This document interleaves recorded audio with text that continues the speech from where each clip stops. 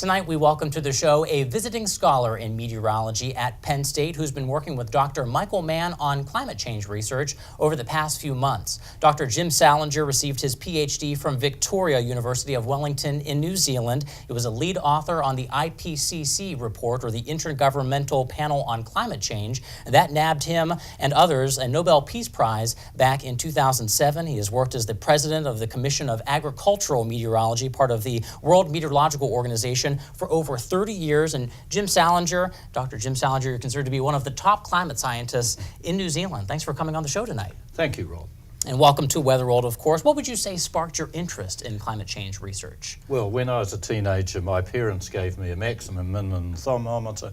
I built my own weather station and used this to observe the local weather, which was quite spectacular because it would go from hot, warm northwesterlies, they're like Chinook winds, down into Dunedin, and then you'd get this rapid change to winds sweeping off the furious 40s and roaring 50s, and so you got huge changes.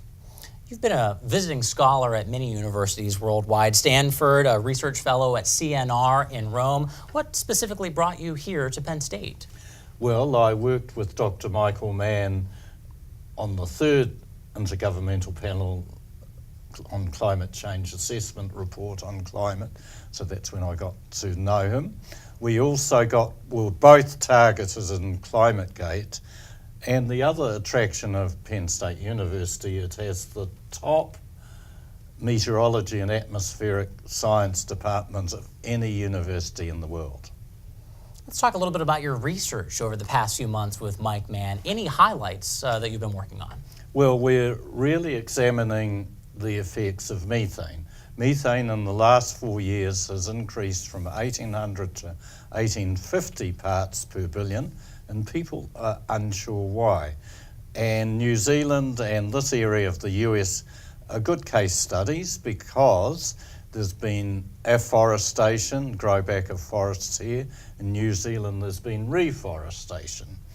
And these forests release chemicals called monoterpenes, which absorb or stop the breakdown of methane.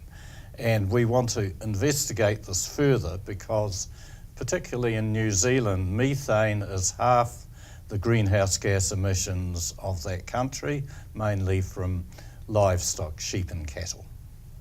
Jim, climate change research has become a hot topic, pun intended there, and probably more so than any other meteorological research, it's become very politicized. I'm curious, is it so political in New Zealand like it is here in the United States? Not anymore, because we have a 38-year-old Prime Minister, and she says at global meetings with international people that climate change is the nuclear moment of her generation. Unlike Australia or the federal government there, which is like the federal government in the US, which deny climate change as having a big effect, which is way behind UK, which brought in a Climate Change Act and Climate Commission about 20 years ago. Jim, last year you wrote a letter to your grandchildren, your grandfather, and you published that in the New Zealand Herald, and it highlighted some of the extreme weather-related events that had happened over the course of that summer. I thought that was a really interesting way of recapping those events. What made you want to publish something like that? Well, it was something to put a way of communicating to future generations and also present generations what is happening now. And that summer was the warmest summer in 150 years.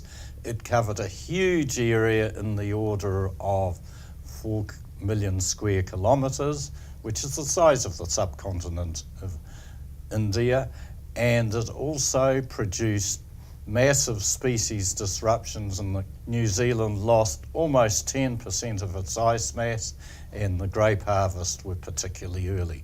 The impacts were huge. And so writing a letter to your grandchildren probably made it a little bit more relatable for those readers. That's right, and also these impacts New Zealanders relate to very closely. What would you say are the next steps for climate change research?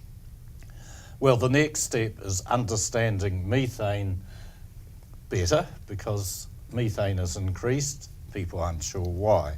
The next thing is to just really tie down what the real climate sensitive doubling greenhouse gases in the atmosphere are, and finally looking at impacts, what they're going to be. You're set to depart Penn State in the middle of next month. What is next for you? More world travels? Yes, after returning home, we'll be having late summer and the fall at the University of Florence in Italy, where we'll be looking at climate and crops. All right, well, very cool. Italy in your future. Jim, thanks so much for being on tonight's show. It's been a pleasure having you on and chatting about your research.